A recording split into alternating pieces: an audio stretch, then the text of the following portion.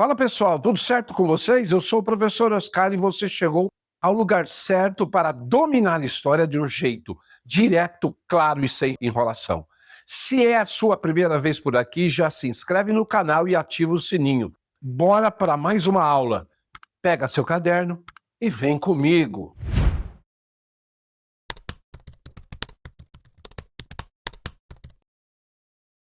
E aí, turminha que tá chocada com o senhor Laranja lá nos Estados Unidos fazendo só caquinha. Vamos aprender um pouquinho de história? Hoje a aula será sobre a Guerra Fria. Nome estranho por uma coisa muito importante que aconteceu desde 1947 até ontem, em termos históricos, 1991, que foi uma guerra indireta entre Estados Unidos da América e União das Repúblicas Soviéticas Socialistas, a União Soviética. Vamos entender esse pedaço da história importantíssimo, que, por exemplo, já afetou a minha geração. Que a gente sabia que pela primeira vez o ser humano, que está aqui há milhões de anos atrás, era capaz de produzir uma arma capaz de destruir o próprio planeta que vive. Então nós vivemos com esse medo por muito tempo. E nós vamos entender como isso aconteceu. Vamos ver aqui comigo, vem comigo aqui. Principais características da Guerra Fria. Corrida armamentista. Estados Unidos fez a bomba atômica que explodiu lá em Hiroshima e Nagasaki. União Soviética vai construir sua bomba atômica também. Então, uma corrida armamentícia por armas cada vez mais fortes e mais potentes. Corrida espacial. Olha como a União Soviética estava adiantada tecnologicamente. Em 1957, o foguete Sputnik é mandado ao espaço. Então, pela primeira vez, o ser humano, saiu do seu próprio planeta e pôde pesquisar, fazer ciência fora do nosso planeta. Olha, os Estados Unidos só vai conseguir enviar alguém fora do nosso planeta em 1969. É incrível isso aqui, pessoal. A propaganda estadunidense era gigante. A gente assistiu pela televisão essa chegada do homem à Lua. Conflitos indiretos, isso aconteceu muito. Como a União Soviética e os Estados Unidos não entraram em conflito direto, se entrasse o mundo acabaria.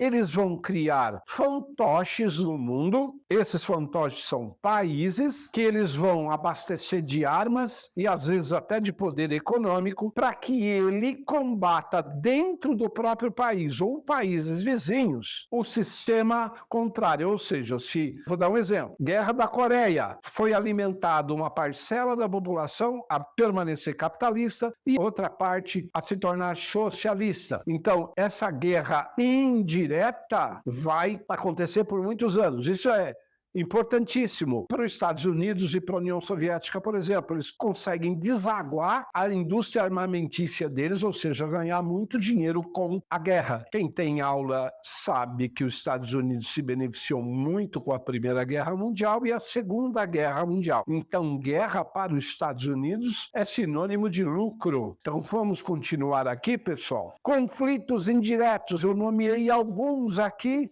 para que vocês saibam. Guerra da Coreia, na Coreia mesmo. Hoje em dia nós sabemos que tem duas Coreias, Coreia do Norte, Coreia do Sul. Em 1953 vai haver uma divisão e pessoas que se conheciam ou parentes que moravam em lugares diferentes da Coreia nunca mais se viam. Não conseguiram se ver mais porque era proibido passar da Coreia do Sul para a Coreia do Norte e vice-versa. Guerra do Vietnã. Dá uma olhada nisso, pessoal. Guerra do Vietnã, de 55 a 75. Os Estados Unidos fez guerra com o Vietnã por 20 anos e vai perder. Os Estados Unidos não conseguem conquistar e implantar o sistema capitalista no Vietnã. Afeganistão, invasão da União Soviética nesse país. Vai durar de 78 até 1989. Revolução e golpes na América Latina, na África e Ásia. Isso há tentativas até hoje. Revoluções e golpes. No Brasil, a ditadura militar, o golpe de 1964, está nesse contexto aqui, com a ajuda dos Estados Unidos. Os militares brasileiros deram um golpe no governo de João Goulart, um governo democraticamente eleito.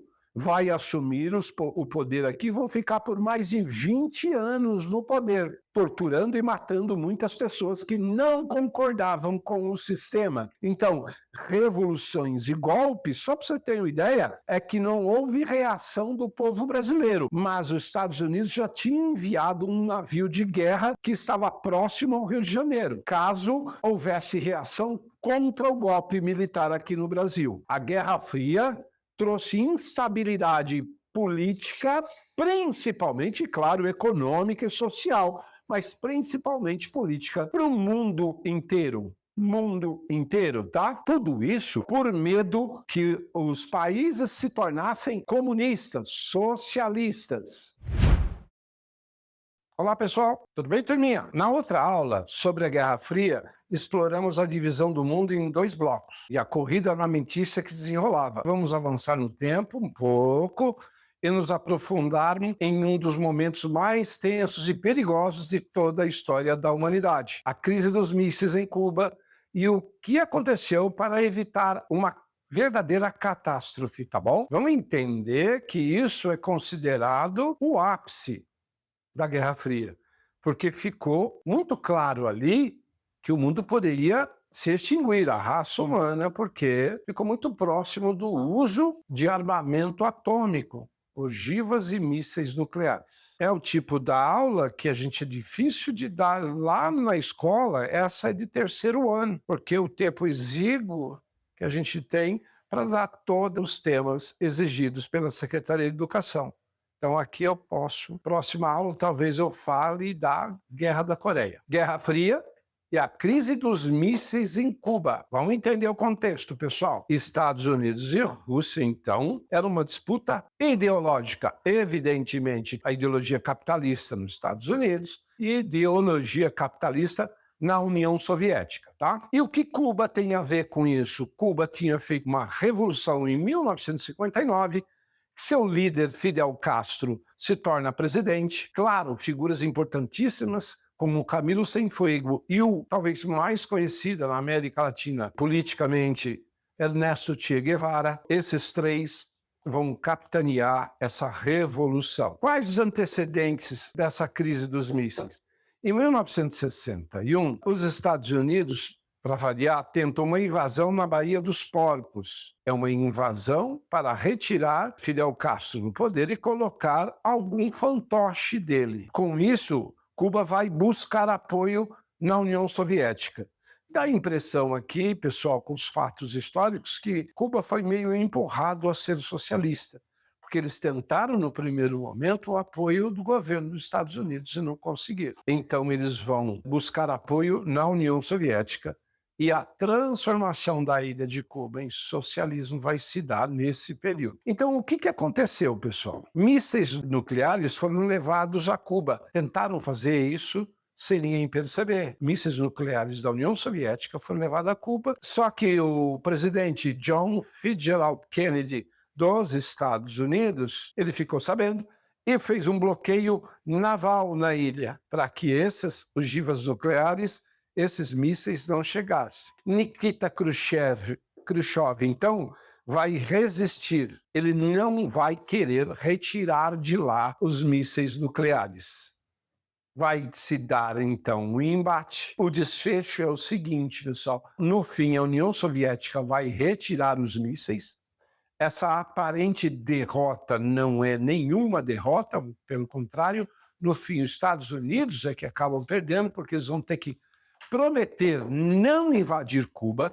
Eles realmente nunca mais invadiram Cuba, ou tentaram, mas eles tentaram dezenas e dezenas de vezes, assassinar os líderes cubanos, principalmente Fidel Castro. Os Estados Unidos promete não invadir, e o mais importante, os Estados Unidos nunca quer que os outros países façam o que eles estão fazendo, que é, eles tinham mísseis nucleares na Turquia próximo da União Soviética, apontados para Moscou, São Petersburgo e etc.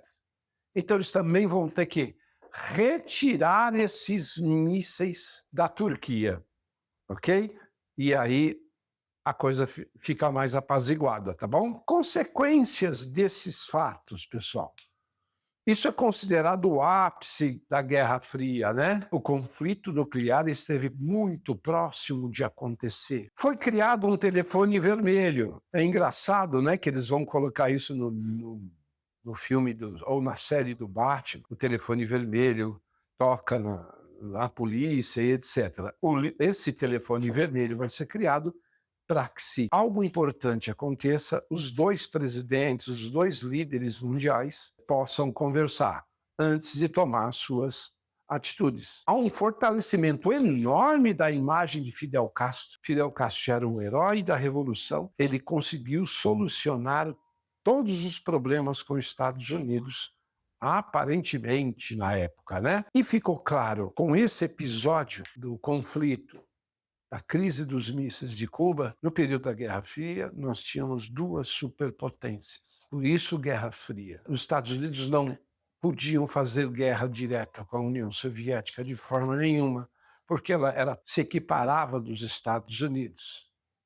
Por isso o nome Guerra Fria. As guerras aconteciam utilizando outros atores, como a Guerra da Coreia, por exemplo. Eles vão utilizar outros países para galgar espaço, territórios no mundo, para que sua ideologia socialista ou capitalista desse certo. Chegou-se à conclusão, realmente, que quem mandava não era mais um país, porque o mundo era bipolar. Dois países, a União Soviética e os Estados Unidos, pelo menos até finzinho dos anos 80 do século passado. Ok?